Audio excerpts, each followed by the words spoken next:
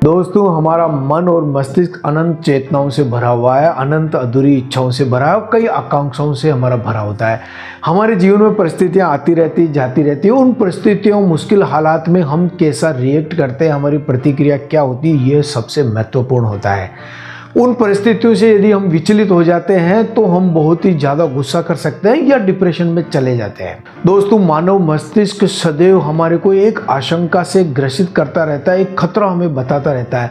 यदि किसी बात पे या किसी हालात पे हमें बुरा लगता है तो जो नकारात्मक भाव होते हैं मस्तिष्क तुरंत व्याख्यायित करता है और हमें नकारात्मकता की ओर ले जाता है, और नकारात्मकता से हम जो प्रतिक्रिया करते हैं और रिएक्ट करते हैं वो भी नकारात्मक होता है।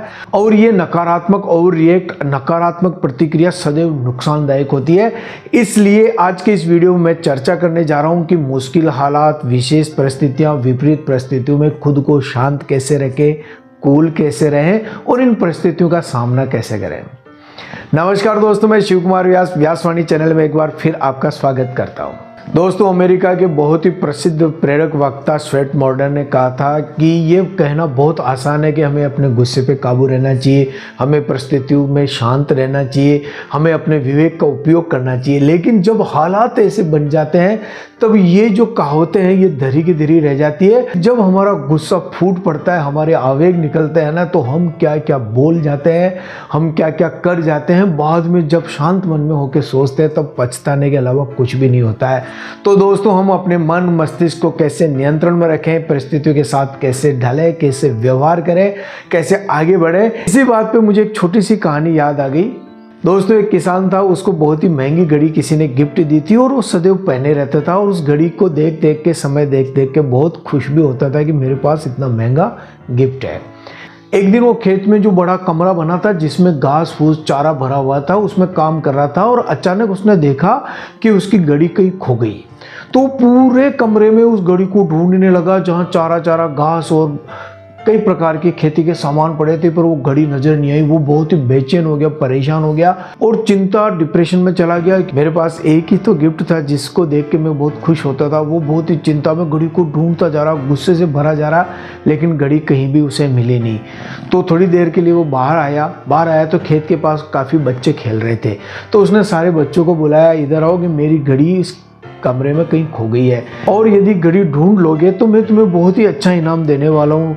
तो सारे बच्चे उत्साह से गए, कमरे में ढूंढने लगे, सब घास को इधर फेंकने लगे, सामान इधर फेंकने लगे, परंतु किसी भी बच्चे को वो घड़ी नजर नहीं आई, किसी को घड़ी मिली नहीं, पता नहीं वो कहाँ जाके दब गई।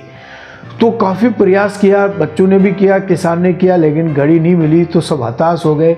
तो एक बच्चे ने किसान के पास आके कहा कि मैं तुम्हारी घड़ी ढूंढ के दे सकता हूँ, लेकिन शर्त है कि तुम सब इस कमरे से बाहर निकल जाओ। तो किसान ने कहा चलो, कोई उपाय था नहीं, तो उसकी बात मान ली। उसने सारे बच्चों को बाहर निकाला और थोड़ी सी देर में ही वो बच्चा वो घड़ी ढूंढ के लाके किसान के हाथ में दे दी। किसान बहुत प्रसन्न हुआ। उसने कहा हम सब ने इतनी मेहनत की, मैंने इतना प्रयास किया, लेकिन हमें घड़ी मिली नहीं, और तुम्हें घड़ी कहाँ मिल गई और कैसे मिल गई? तो उसने कहा कि जब सब बाहर चले गए तो मैं शांत मन से बैठा, एक कोने में बैठ गया और अपना ध्यान एकत्रित करके और उस घड़ी की टिक टिक की आवाज़ को सुनने में अपना ध्यान लगाया। तो जब दूसरी कोई भी आवाज़ मेरे पास नहीं तो घड़ी की टिक टिक की आवाज़ मैंने शांत मन से सुनी और उस दिशा में गया और घड़ी ढूंढ के लाया। दोस्तों, हमारे साथ जीवन में भी ऐसा ही होता है। जब विशेष परिस्थितियाँ आ जाती है तब हमारा मन नकारात्मक प्रतिक्रिया देने लग जाता है और कहा जाता है कि जब गुस्सा आ जाता है या हम ऐसे हालात में गिर जाते हैं तब हमारा विवेक कार्य नहीं करता है। तो हम अपने विवेक को, अपने मन को शांत करना कैसे सीखे, उस बालक से सीख सकते हैं। उस बालक के पास क्या था? शांत मन था, एकाग्रता थी। जब हम विशेष परिस्थितियां, विपरीत परिस्थितियों में या मुश्किल हालात में गिर जाते हैं तब हम बहुत ही उग्र हो जाते हैं, बेचैन हो जाते हैं, गुस्से से भर जाते हैं या डिप्रेशन में चले जाते हैं। तो हम उस समय सही डिसीजन नहीं ले पाते हैं। तो उस समय हमारा मन यदि शांत है तो हम, परिस्थितियां आ गई है, लेकिन इन परिस्थितियों का सामना कैसे कर सकते हैं, इन परिस्थितियों का समाधान कैसे ढूंढ सकते हैं, ये सिर्फ और सिर्फ केवल शांत मन, कूल माइंड ही कर सकता है। इसलिए अपने माइंड को कूल रखने के लिए मैं कुछ टिप्स दे रहा हूँ। ये वीडियो यदि आपको अभी तक अच्छा लगा है तो इसको लाइक कर दे, शेयर कर दे, सब्सक्राइब कर दे और जीवन में कूल रहने के उपाय सीख ले, शांत मन रखने का उपाय सीख ले। दोस्तों हम बाहर जब निकलते हैं तो देखते हैं 20 में से 1 लोग जो है डिप्रेशन का शिकार है, एंजाइटी का शिकार है, गुस्से से भरा हुआ है।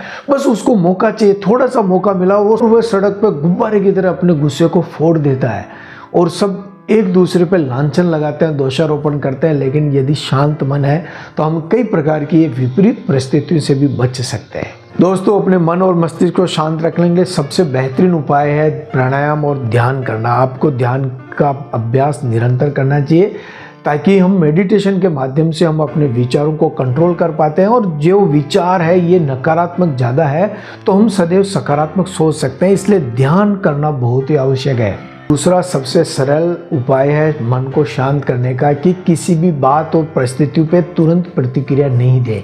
दोस्तों तुरंत प्रतिक्रिया ही फसाद की जड़ होती है। हम अपने आप को ऐसा लगता है तुरंत प्रतिक्रिया इसलिए देते हैं कि हमें लग रहा है हमारी इज्जत जाने वाली है, हम अपने आप को अपमानित महसूस करने लग जाते हैं और ऐसा लगता है कि हम तुरंत प्रतिक्रिया नहीं देंगे तो शायद हमारा बहुत बड़ा नुकसान हो सकता है।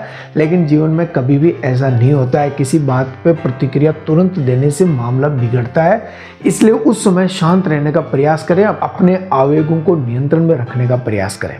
शांत मन रखने का सबसे अच्छा उपाय है सदैव सकारात्मक सोचे, अच्छा सोचे।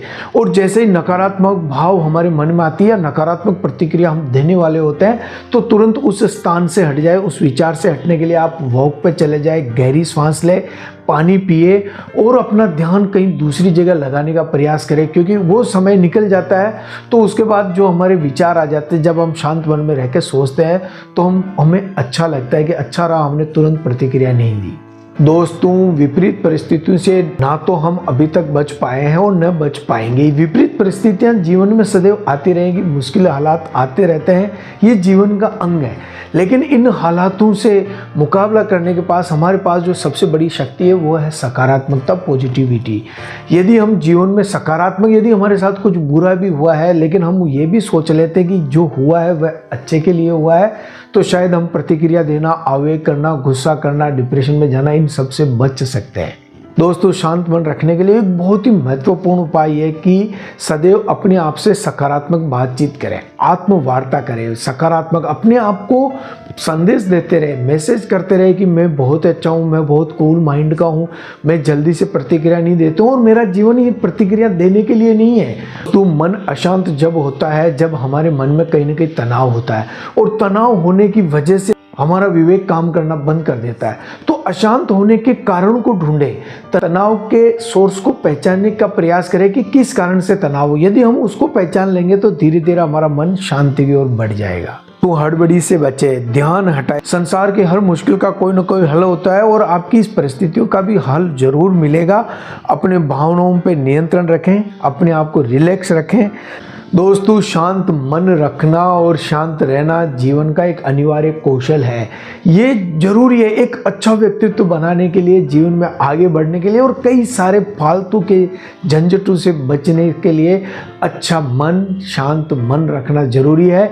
इसलिए अपने मन को शांत रखें और विपरीत परिस्थितियों में कभी भी हताश नहीं हो, निराश नहीं हो, सदैव सकारात्मक रहें और एक अच्छा व्यक्तित्व बनाएं और अच्छे व्यक्तित्व विकास के लिए, निर्माण के लिए देखते रहें व्यासवाणी। बहुत बहुत धन्यवाद।